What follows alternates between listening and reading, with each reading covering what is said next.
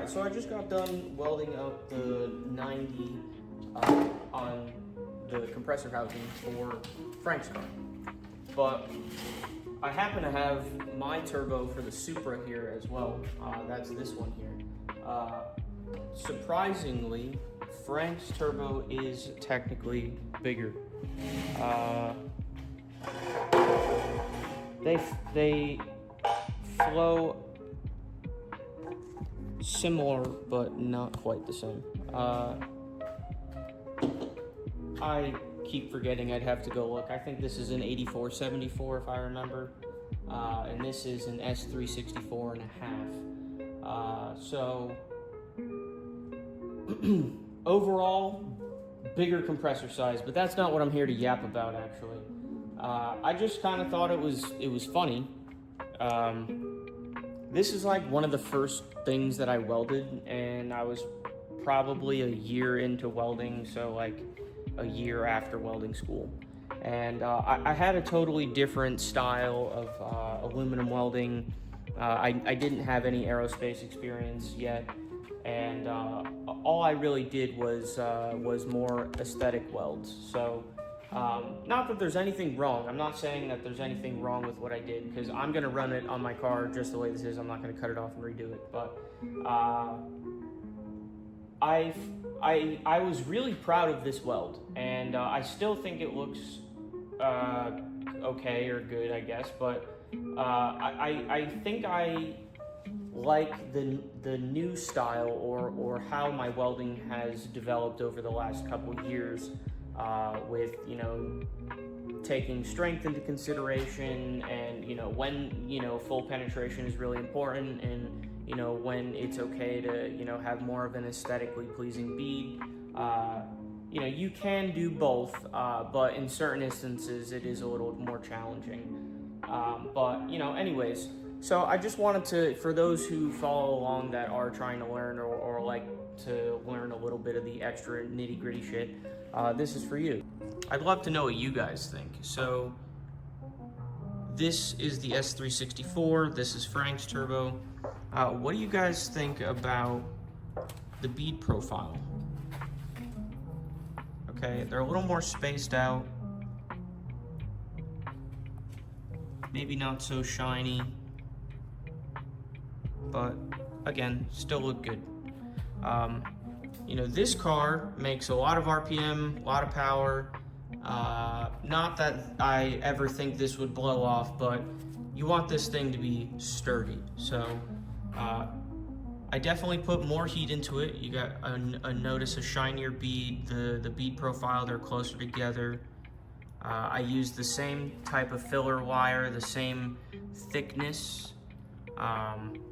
So in terms of the difference, there really is no difference. Actually, this is like an eBay cast 90, and this is a Vibrant cast 90, so that's really only the other difference. But sorry, my tripod's in the way. Yeah, I don't know. I mean, they're both good welds, quote unquote, but for some reason I'm not really crazy about this. But this is a proper weld. This is going to last. It's going to take the abuse. It's going to take the heat. It has good penetration. It's not going to leak. And, you know, I didn't dip my tungsten a million times going around this thing, so it doesn't have any impurities and issues inside the filler material, so which could potentially cause issues down the line with this. So I could be wrong, but I think this is the blow-off valve. I wasn't aware that these don't need a blow-off valve because they come with one internally. I don't think I really needed to take this out. It doesn't get that hot, but I did take it out just for precaution. There's like a little rubber gasket seal that goes in there. So, but other than that, we got the intercooler mounted up. This thing, for some reason, really broke my balls. So I just have to like do the finishing touch cleaning up. I have to cut some of the excess off, but yeah, so here's where we're sitting.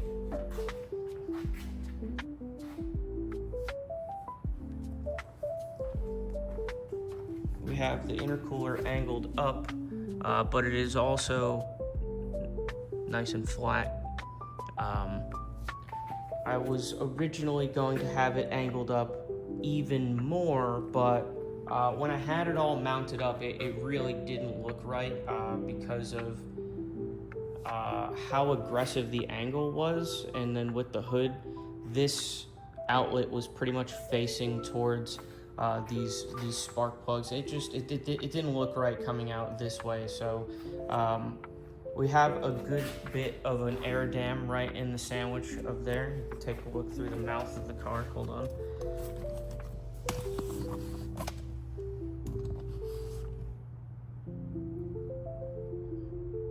And I was thinking we could put like a small strip, like a foam strip, right on the edge, just to seal it in nicer, but, you know, or seal it in completely. But I know he wants to do some shielding and ducting to get it all the way in there. So I have them hard mounted to the radiator in the back here with the 2 bolts.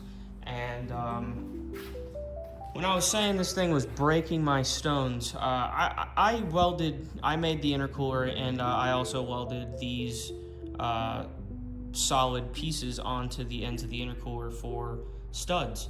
And they were originally threaded to a smaller bolt size, and it stripped, I swear, on its own the first time I put a bolt in it, and I was trying to hold the bracket, and then I like put a little extra pressure on it, and it fucking stripped the whole thing right out. So yeah, I tried to re-tap it, and it, for some reason, it would not thread. So then I went in and I tried to re-weld it and re-tap it from there, you know, because the weld would give it a better filler, you know, it'd give it a better material to grab onto, I thought, and I got the same result. So I ended up, which, by the way, to try to line any of these bolts up and not smash this thing around, it would be a pain in the ass. So I came up with the idea of just welding a small bracket.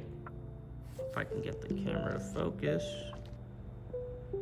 I came up with just a simple L-shaped bracket. This is all just chipping paint, but I came up with just a small, simple L-shaped bracket. So it'll hug it and hold the weight in the center back here, and then it's bolted with these 2 bolts here. Let me fix the zoom here. So yeah, so it's bolted and then welded to the radiator, and the top of the radiator shroud. And yeah, so the intercooler piping is going to be pretty straightforward. You're going to 90 down, kind of swoop into here, and then this side 90's out right about here, and I want to try to make a really nice, elegant sweep right into the corner of that. What's going on, guys? It's a new day, and I'm going to include this in today's video, obviously, anyways.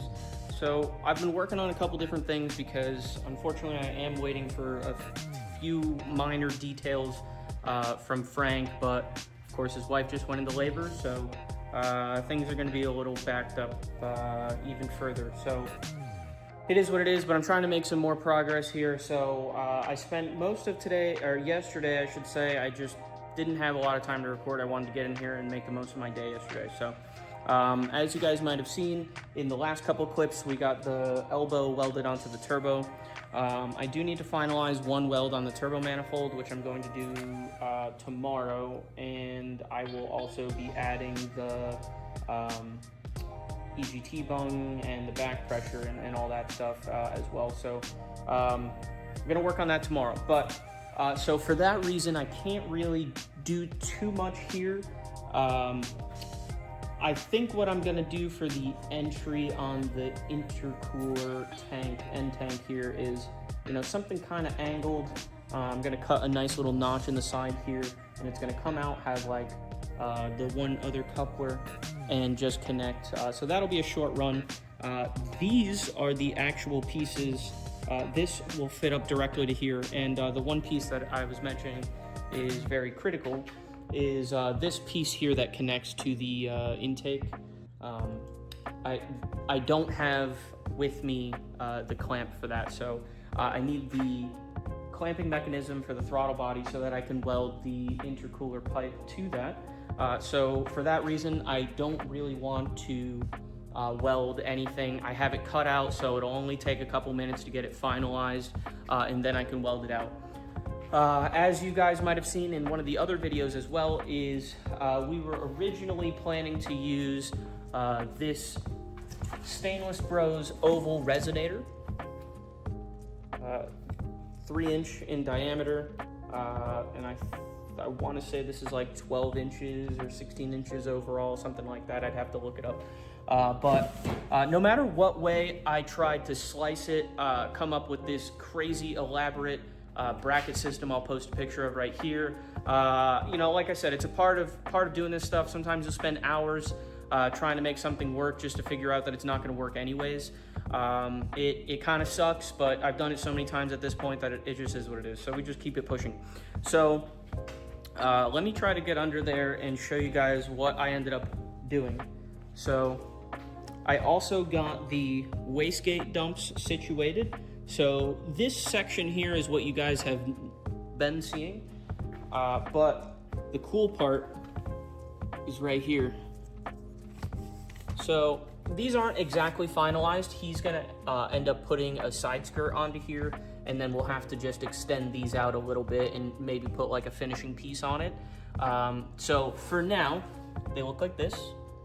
I still need to make a tab that will hold them together and up because they're a little too loose.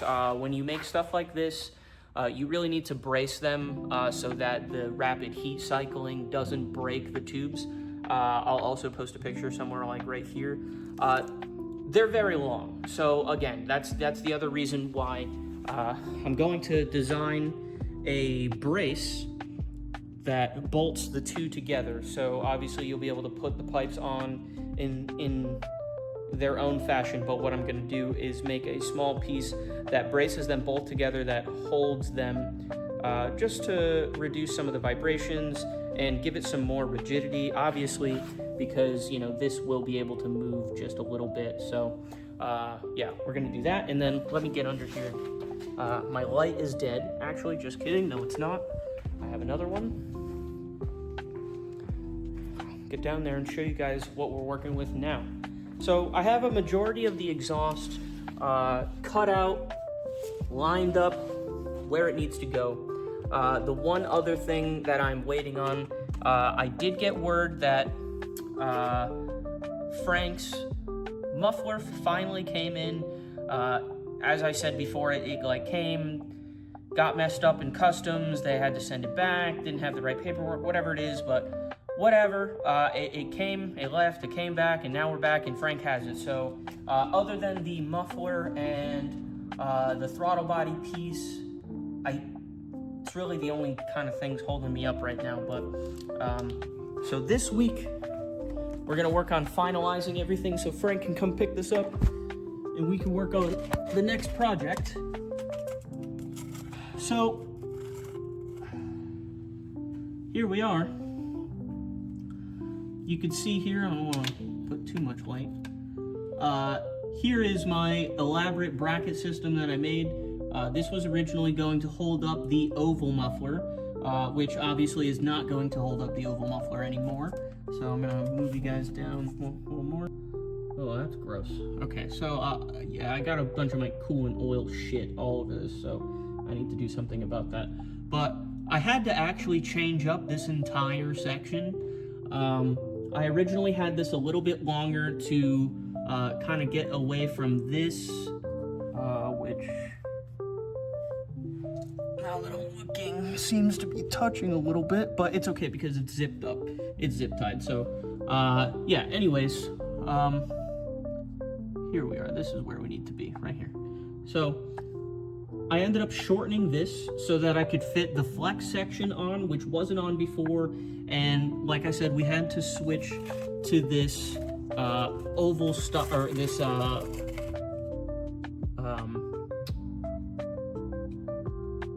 bottle style resonator. Sorry, I just could not think of the word. So originally what I was trying to do was fit the oval muffler up here, but they're, unlike most other cars, they don't give a lot of room for the exhaust system This from the factory comes with a very small diameter dual exit exhaust.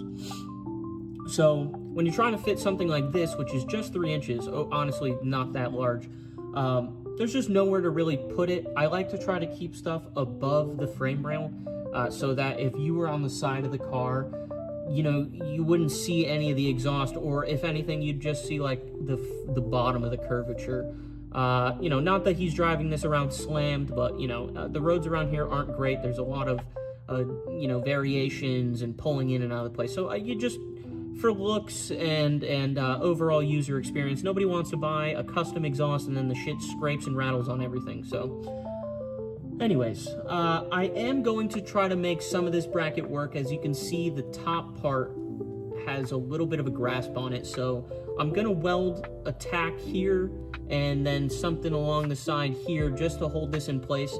I will end up cutting off this additional section because it won't be needed, and it will also, the exhaust will be in the way, so you won't actually be able to bolt this. So whereas the original design, that wasn't the case. So anyways, this is where we're at now. So we have the resonator attached with one of the V-bands. So from here forward, that way, is the downpipe. So that is all one piece. So from the back of the turbo, the 90 down, all the way to the bottom here.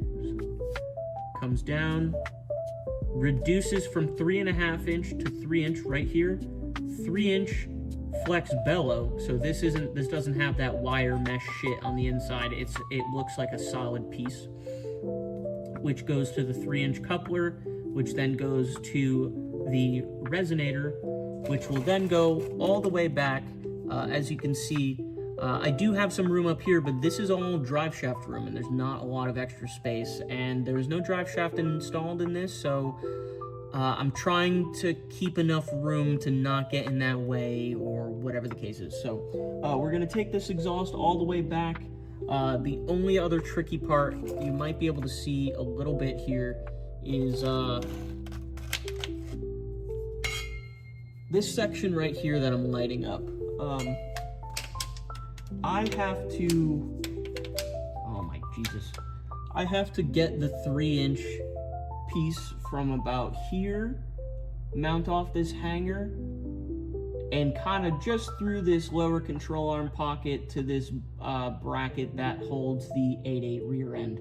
So there's already not a lot of room. There's not going to be a lot of ground clearance in this area, so unfortunately there's nothing I can do if there is any scraping.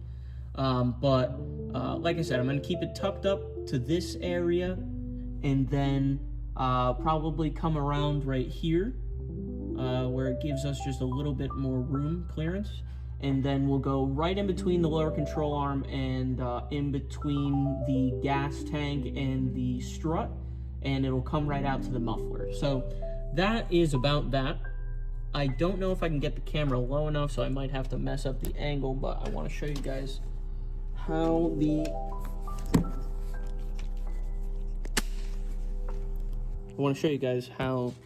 dump tubes look.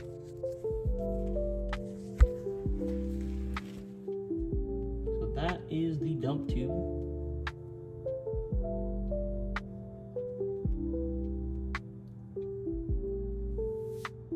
I just have the drill and the tape holding it up where I want it. Like I said, we're gonna brace those. Anyways, like I said, we're gonna brace those, but that's the overall location that they will be. When they're braced and tied together, they will be exact. They may be a little off right now, but that's what you get. You get like a little bit of slop. You know, it's got to get tacked up a little bit more. So yeah, that'll be all okay. So yeah, like I said, it's really just the fine, minor details. I'm waiting for the catch can to come from Send Cut Send. And yeah, I mean, other than that, I mean, this thing's really ready to go. I do have to make some jigs for the turbo manifold. I have some pieces coming in for that. Maybe I can do a video on that as well. But yeah, other than that, and the Civic situation we had going on, the plug has been replaced, so I can use my welder again. Yesterday while I was here, my portaband broke. It has these little bearings on the inside. I can replace them, but as you can see, if you can see, the blade is not on the bearing. The blade fell off the bearing. So I tried to buy replacement bearings, and for all the replacement bearings, it was like $35 plus shipping. And then this rubber boot thing ripped, and it's been a nightmare. So those are $10 to replace. So $50, I'm already halfway at the cost of getting a new one. So I just went and bought a new one. And, we'll have this one as a backup, and, I can replace the bearings one day, or, I'll probably not do that, and this thing will just sit here and collect dust until maybe I throw it out one day. So, anyways, I can't be bothered with shit like this. I can't wait a week for little bearings to replace it, and then if it doesn't work, like, unfortunately, for the extra $50, I'm cutting my losses, and just, it is what it is. It's a business expense. So I'm here today on a Sunday, yet again, breaking my no Sunday rule, just finishing up recording this, and doing a little bit of tidying up. I have this section. This section actually is the part that goes at the end of the resonator and then loops around that trans tunnel. So I'm going to get this welded up, weld that up tomorrow, and I'll be able to also weld up the downpipe maybe Tuesday. Then that way, Wednesday, I can connect all the pieces in between and get them finalized fit, because when you weld it, sometimes it does warp a little bit. Sometimes stuff moves if you don't tack it all good. Shit happens sometimes. So it's best to weld these things in sections and then put it together and adjust and really narrow down your fitment. Because if you go and fabricate the entire exhaust and then go to weld it without doing it in sections, by the time you get to the end, your shit moved out of whack, and you can't figure out why, because you don't know where down the line you had an issue. Did you forget a tack? Did you maybe have more of a gap than you should have? Was your prep off? Did you have a little weeble wobble in your pipe? There's a lot of variables to this stuff, so it can be frustrating. It takes hours to get to a final product, and welding is a very small portion of what we do here. So, and when you get to that point, sometimes you can mess stuff up, and sometimes you spend hours doing something and making something just to find out it doesn't work. So if you're trying to get into this, expect that stuff's going to happen. Expect that things are going to go wrong. You're going to hurt yourself. You're going to get metal and shit in your eye, and it's just it's a nature of the beast. You know what I mean? You can't go to the pool and not expect to get wet. You get what I'm saying? So this is how it goes. People have life stuff. I had a lot of deaths in the family, so it prolongs stuff. Frank's having a kid, that prolongs stuff.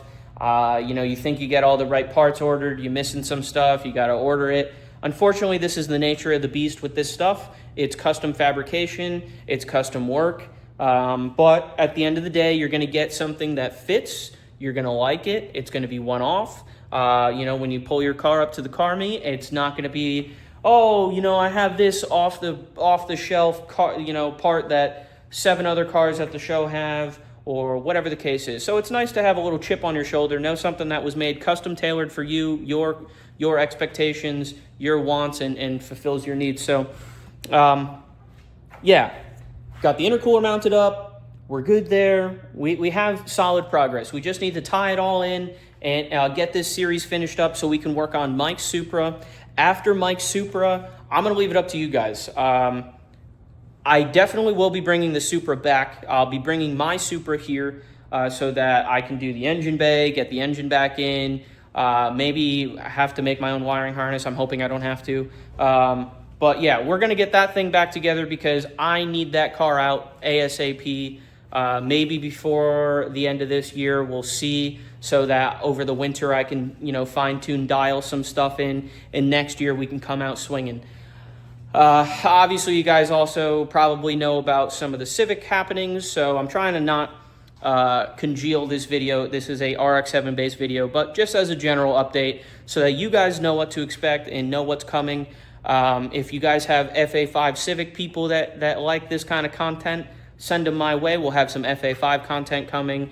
we'll have a ton of Mark III Super content. So, you know, Mike's car, again, that's a 2J car, you know, custom manifold. It's a very nice car, nice build, fresh engine bay paint, the whole shebang. Mike's a great guy, and he's outside with his car. That dude drives his stuff. So you'll be able to, you know, see his build and stuff like that. So then after that, we'll have my 7M coming in.